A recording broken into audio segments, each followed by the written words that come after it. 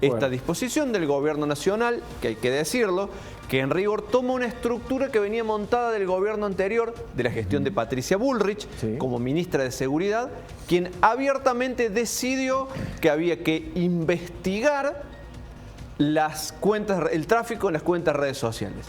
Es algo que se viene haciendo hace mucho.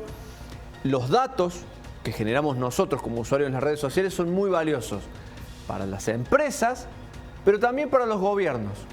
Bien. El gobierno actual... Una forma de medir el humor social muchas veces, ¿no? Con ese fin, con ese pretexto, el gobierno actual ratificó que la Gendarmería, la DDI, la División de Investigación de la Gendarmería, puede investigar el tráfico de redes sociales.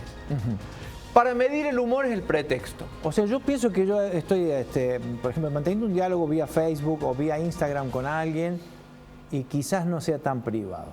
De hecho, ya descartarlo no es tan privado. ¿Cuál es? Bueno, para que lo sepa la gente, ¿no? Claro. Porque por ahí piensan que como entraron con una contraseña y pueden chatear o hablar con alguien, nadie va a leer esa conversación y esto no va a ser así. Hay gente que no termina de entender o comprender cuál es la gravedad, la seriedad de esto. Bien. Imagínate que todos que usamos redes sociales estamos bajo situación de sospecha. Sí. La Constitución Nacional dice lo contrario.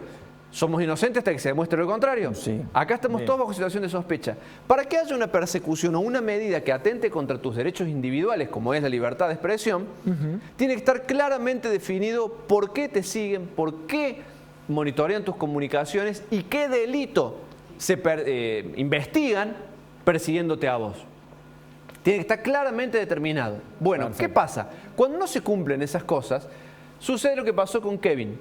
Kevin es un joven, tiene 21 años, vive en Balcarce, se anotó para el IFE, el ingreso extraordinario dispuesto por el gobierno nacional ante la crisis de la pandemia, tuiteó esto: che, ¿qué onda los que no cobramos el bono de 10.000 pesos? ¿Sigue en pie lo del saqueo? Monitorean la palabra saqueo, porque esos son los inputs, los datos que persiguen. Ah, está la palabra saqueo.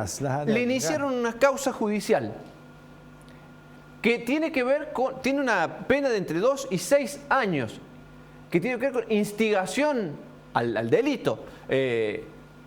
Una cosa muy extraña. Entre 2 y 6 años. Kevin ya tiene un antecedente penal por otra cuestión, que puede complicar esta situación. Ah, caramba, para colmo, ¿no? Bueno, vamos a hablar, nosotros hablamos ya esta mañana con Beatriz Busaniche, que es de la Fundación Vía Libre, que nos da una analogía muy clara de por qué es peligroso este ciberpatrullaje. No solo por esto que hablamos, sino porque estas conversaciones no está definido bien en las redes sociales qué es público y qué es privado.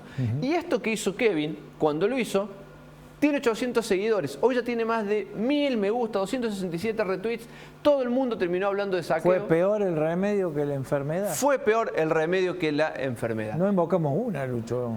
Es el riesgo de aplicar estas políticas sin definir previamente políticas sobre el uso de las redes sociales por parte del gobierno nacional. Es decir, regular el tráfico a través de las redes sociales no es una tarea solamente del Estado, es de los privados y se tiene que tener en cuenta que siempre se afecta la libertad de expresión. Dato adicional es que los propietarios de las plataformas de las redes sociales son globales, son mucho más poderosos que los gobiernos, es una cosa sí, y muchas veces impresionante, ¿no?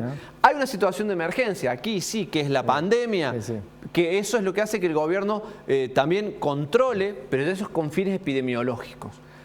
Controlar las comunicaciones de personas sobre pretexto de que pueden, no, estamos monitoreando saqueo, es algo por lo menos absurdo. Bien.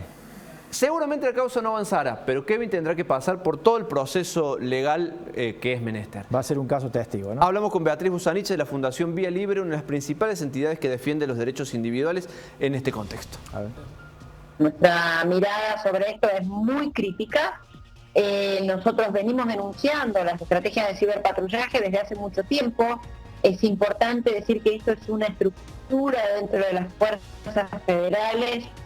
Están dadas hace muchos años. El ciberpatrullaje no es una novedad de esta gestión, es algo con lo que venimos lidiando desde hace muchos años. Entendemos que en esta situación excepcional, en esta situación de gran crisis, en esta situación donde es importante que se atienda a cualquier cambio negativo, crítico en temas de humor social, por parte del Estado, pero esto no debe ser hecho bajo ninguna circunstancia por las fuerzas de seguridad. No son las fuerzas de seguridad las que deben estar atendiendo cuál es el estado emocional, digamos, de una sociedad en un momento como este. Y la ley de inteligencia en Argentina es muy explícita y muy clara.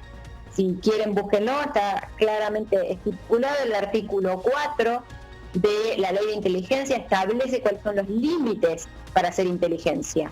Y uno de los límites para hacer inteligencia es la expresión de las personas cuando hacen algo que no necesariamente es ilícito en su actividad lícita. Las fuerzas de seguridad no están preparadas para evaluar la legalidad o no de la expresión. Los delitos de expresión deben ser minimizados, deben ser trabajados desde el punto de vista de las responsabilidades ulteriores.